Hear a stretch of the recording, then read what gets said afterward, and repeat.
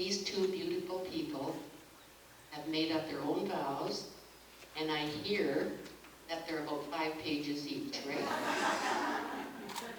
So you're going to go first, Brian?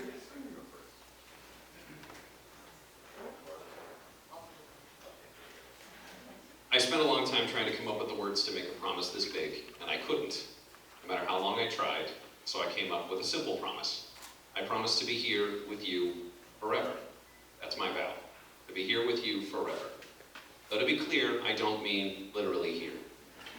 We're going to go to the other side of the room in a minute, and we live somewhere else, and I don't think either of us wants to spend the rest of our life at a golf club. So, not literally here with you, but metaphorically, though, I promise to be here with you forever. Also, to be clear, I won't always be with you. Sometimes I need to go to the bathroom, and we work in different places, and maybe we want to visit our families who live in different cities.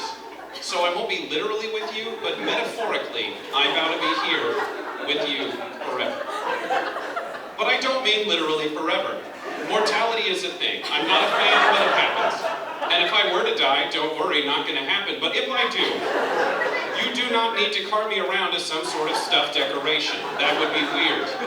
Also, to further clarify, I don't mean that if I pass, I'll haunt you as some sort of spooky ghost. I love you. I'll be a very supportive ghost who will only be around occasionally and when appropriate. You know what? This vow might not be the best. I'm going to start over.